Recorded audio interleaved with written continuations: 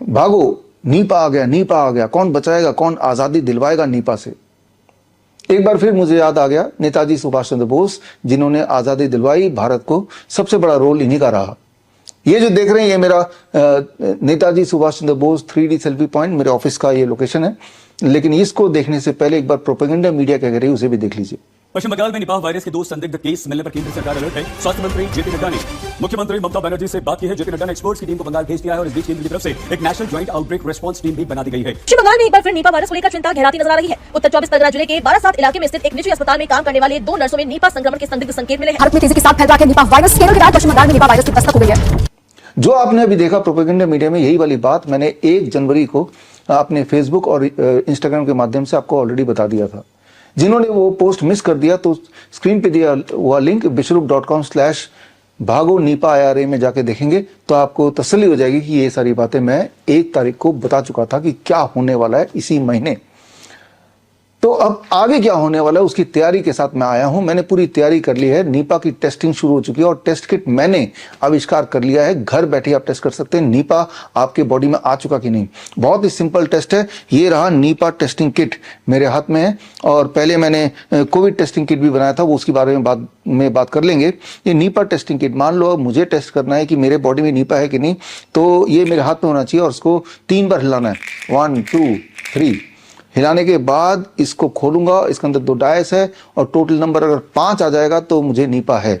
तो खैर मैंने हिलाया और इसको लेके डाल दिया और टोटल नंबर तो गिनता हूं तो 5 + 5 10, यानी कि मुझे तो नीपा नहीं है। बस यही टेस्ट किट है।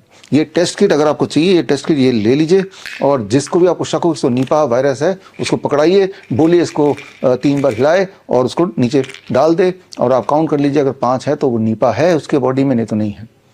आप सोच रहे हो ये क्या मजाक है। अगर कोई इंसान अगर आपके हिसाब से नीपा पॉजिटिव आ गया कि दोबारा टेस्ट उसी वक्त करेंगे तो क्या वो नीपा नेगेटिव नहीं आ जाएगा? कोई और नंबर तो आ ही जाएगा। जो सवाल आप मुझसे पूछ रहे हैं क्या ये सवाल आप पूछ सकते हैं उसी डॉक्टर से, उसी मेडिकल एसोसिएशन से या उसी मेडिकल फर्टिलिटी से जो नीपा की RT-PCR टेस्ट करा रही है। नीपा के RT-PCR टेस्ट का खेल यही है। एक ही पेशेंट जिसे बोला गया कि ये नीपा पॉजिटिव है, उसी वक्त उसी समय अगर उसी टेस्टिंग किट से दोबारा टेस्ट करेंगे तो क्या वो दोबारा से पॉजिटिव आएगा? The answer is no.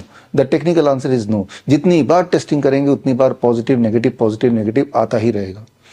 चलिए एक सवाल और पूछते हैं इसके टेस्टिंग किट के एक्यूरेसी को जांचने के लिए कि अगर 100 दुनिया में सबसे हेल्दी इंसान को हम दुनिया के अलग अलग भाग से इकट्ठे कर लें और उन सब पे अगर यही वाला टेस्ट करूं मैं जो मैंने बनाया है, क्या ये बात सच नहीं कि उनमें से कुछ लोग तो इस टेस्ट के आधार पे नीपा पॉजिटिव आ जाएंगे? यानी कुछ लोगों का ऐसा नंबर आ जाएगा कि जो नंबर से अभी तो 10 ही आ रहा है, मैं एक बार और ट्राई करता हूं और अभी आप देख रहे हैं ये कितना आया, 4 और 1 5, यानी कि 5 आ गया तो वो तो नीपा पॉजिटिव हो जाएगा। क्या सच बात नहीं है कि 100 रैंडम हेल्दी इंसान पकड़ो और उन 100 के 100 को टेस्ट करा दो तो उनमें से 5-7 लोगों का according to this test 5 number आ ही जाएगा, यानी कि हम बोलेंगे वो तो नीपा पॉजिटिव हो गए।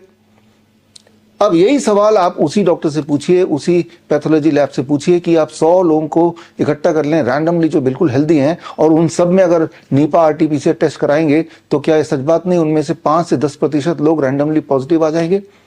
तो जो यहाँ पे इनएक्यूरेसी है या एक्यूरेसी है वही वाली बात तो वहीं पे है। चलिए एक तीसरा सवाल पूछते हैं।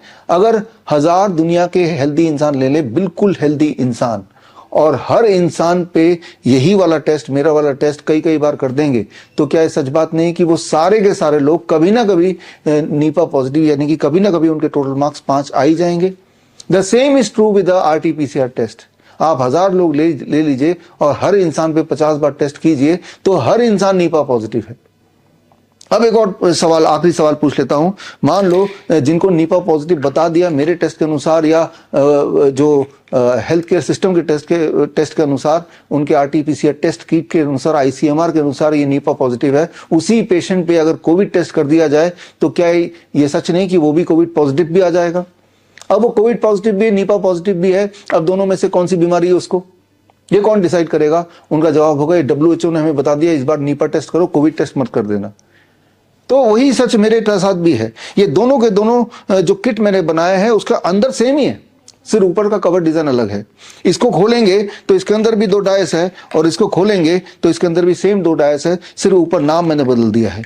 तो ये टेस्टों का खेल है। याद कीजिए, ठीक 1 साल पहले इसी समय HMPV आ गया, HMPV आ गया, यानी कि हर साल खांसी जुकाम बुखार का एक नया नाम हो जाता है। तो पिछले साल नाम HMPV था इसी समय, याद कीजिए। उससे पिछले साल इसी का नाम मंकी पॉक्स था। उससे पिछले साल कोरोना था, कोरोना के अलग अलग variant, delta variant, Omicron variant. उससे पिछले साल इसका कुछ जीका वायरस था, इबोला वायरस था, H1N1 था। तो खैर इस साल वो नीपा वायरस है। और जब जब ये खेल हुआ तब तब मैंने इस खेल का भांडाफोड़ करने के लिए सबूतों के साथ ये किताब रिलीज की, naked truth of COVID test. इसमें पूरे के पूरे एविडेंस दिए हैं किस तरह से ये लैब में टेस्टिंग होती है, और हमने साबित करके दिखाया कि कुत्ता हो, बंदर हो, बिल्ली हो, या कोई मुर्गी हो, या कोई फल सब्जी हो, वो सब भी कोविड टेस्ट पॉजिटिव आ सकते हैं। उनको 4-5 बार टेस्ट कर लो, 10 बार टेस्ट कर लो, एक बार तो पॉजिटिव आ जाएंगे। सारे सबूत इसके अंदर दिए हुए हैं।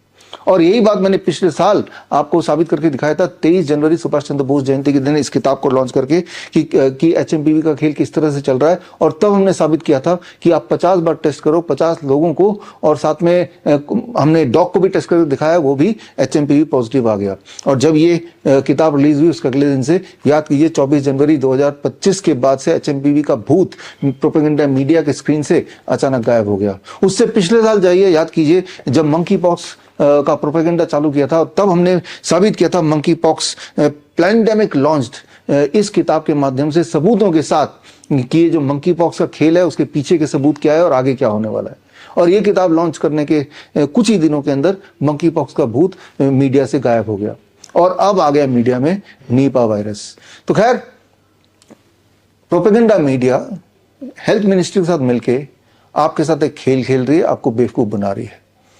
और इसको, जो कि एजेंडा है ही नहीं, खांसी जुकाम बुखार है, उसको नया नाम दे रही है और उसको एक एजेंडा बना रही है। और उस एजेंडे के आड़ में अपने जो भी उनकी प्लानिंग होगी उसको पूरा करने की कोशिश कर रहे हैं। जबकि आज की तारीख में जो सबसे बड़ा रियल पैंडेमिक है वो है बच्चों में पैंडेमिक।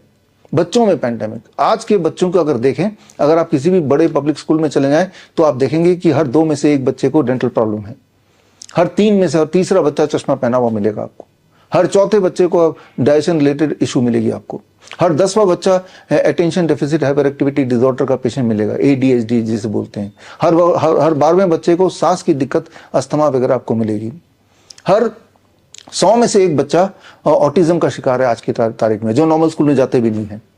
और ठीक इसी तरह से हर 500 में से 1 बच्चा सेरेब्रल पाल्सी का पेशेंट हो गया है, जो कि स्कूल तक नहीं जाते, वो घर पे ही उन्हें रहना पड़ता है, पूरी तरह पैरालाइज्ड है। हर 1000 में से 1 बच्चा आज की तारीख में डायबिटीज टाइप 1 का पेशेंट है।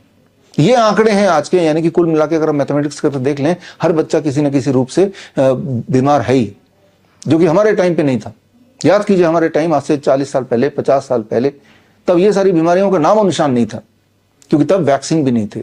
उस वक्त मुझे याद है, याद कीजिए, तब हमारे जमाने में 3-4 वैक्सीन लगाया करते थे, अब उसका 30-40 गुना ज्यादा हो गया।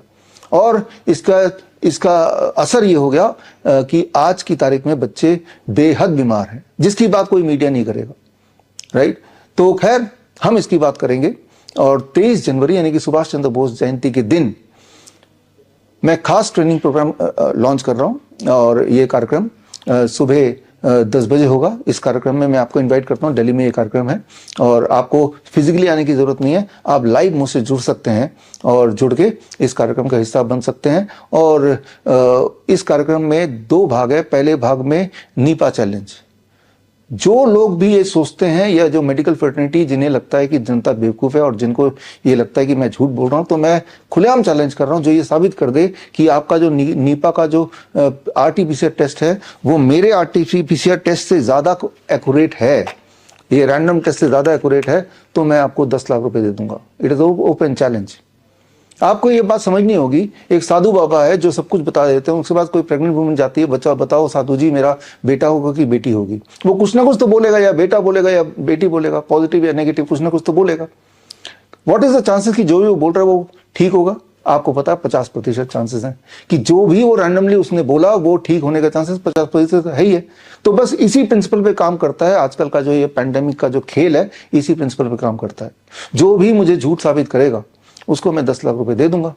सबूत हमारे पास है, हम सबूत के साथ आएंगे और जो आए वो सबूत के साथ आए।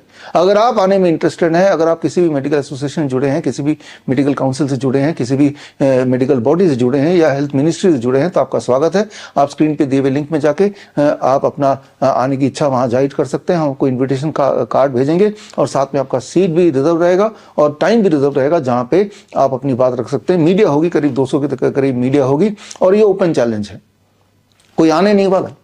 वो इसलिए क्योंकि सबको पता है कि जो मैं बता रहा हूं वही सत्य है। ये तो हो गया पहला भाग। और दूसरे भाग में जो रियल पैंडेमिक अभी चल रहा है, बच्चे आजकल के वो एक डेंजरस सिचुएशन चल रहे हैं, तो इन बच्चों को कैसे बीमारी से आज़ादी दिलवाएं, ये एक ट्रेनिंग का हिस्सा है। मैं यहाँ बात कर रहा हूँ ऑटिज्म की, यहाँ मैं बात कर रहा हूँ ADHD की, यहाँ मैं बात कर रहा हूँ न्यूरो डेवलपमेंटल डिसऑर्डर की।